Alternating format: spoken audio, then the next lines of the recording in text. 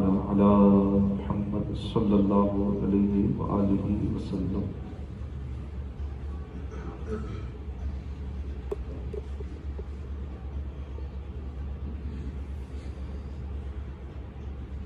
حضرت سیدنا انس بن مالک رضی اللہ عنہ فرماتے ہیں، ایک بار جب ماہ رمضان شریف تشریف لایا تو سلطان دو جہان رحمت عالمیان صلی اللہ علیہ وسلم نے فرمایا تمہارے پاس یہ مہینہ آیا ہے جس میں ایک رات ایسی بھی ہے جو 1000 مہینوں سے بہتر ہے۔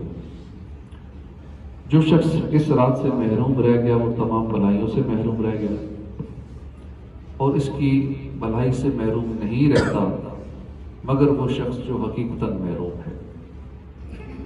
ایک فرمان مصطفیٰ صلی اللہ علیہ وسلم کا حصہ ہے کہ جب شب قدر آتی ہے تو اللہ کے حکم سے حضرت جبرائیل علیہ السلام ایک سبز جھنڈا لیے فرشتوں کی ایک بہت بڑی فوج کے ساتھ زمین پر نزول فرماتے ہیں۔ ایک روایت کے مطابق ان فرشتوں کی تعداد زمین کی کنکریوں سے بھی زیادہ ہوتی ہے، اور وہ سبز جھنڈا کعبہ معظمہ پر لہرا دیتے ہیں۔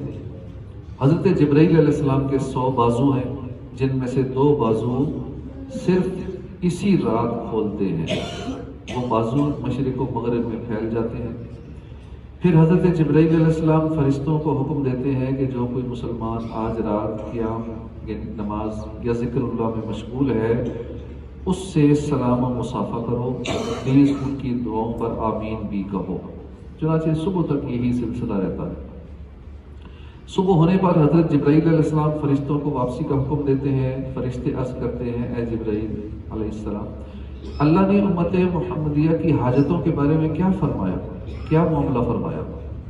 حضرت جبرائیل علیہ السلام فرماتے ہیں، اللہ نے ان لوگوں پر خصوصی نظر کرم فرمائی اور 4 قسم کے لوگوں کے علاوہ باقی سب کو بخش دیا، سب کو معاف فرما دیا۔ صحابہ نے عرض کیا، یا رسول اللہ وہ 4 قسم کے کون لوگ ہیں؟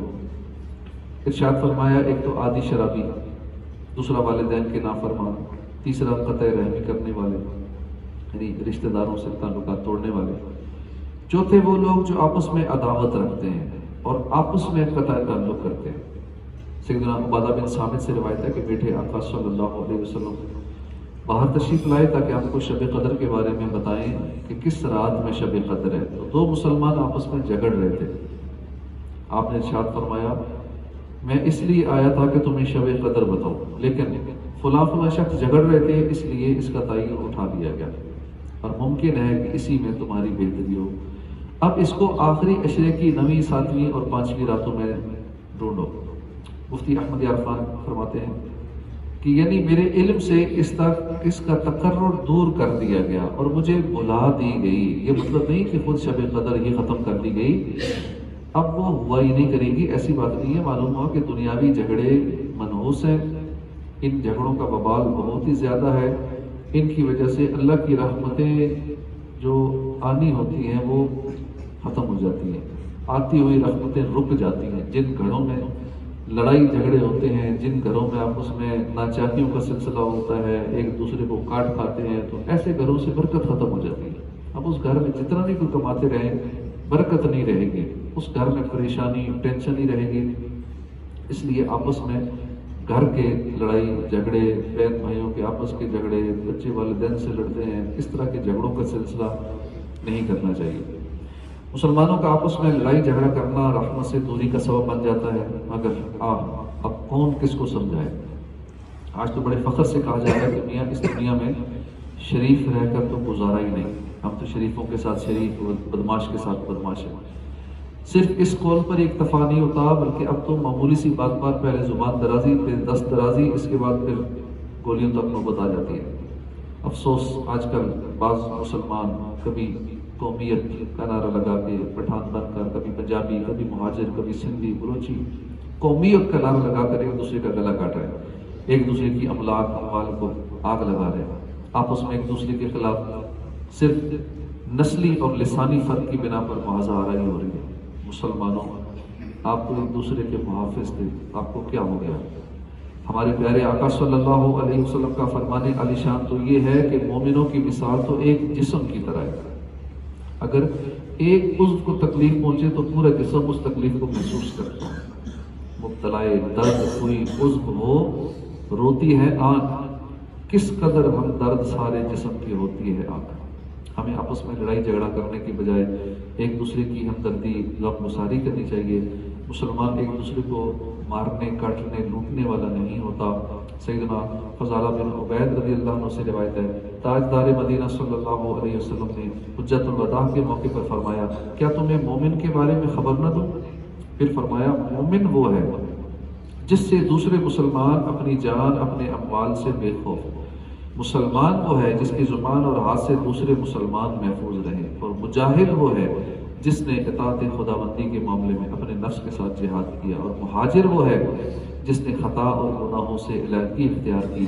اور ارشاد فرمایا، مسلمان کے لیے جائز نہیں کہ دوسرے مسلمان کی طرف آنکھ سے بھی ایسا اشارہ کرے جس سے اس کو تکلیف پہنچے. ایک اور مقام پر فرمایا، کسی مسلمان کو جائز نہیں کہ وہ کسی مسلمان کو خوف زدہ کرے.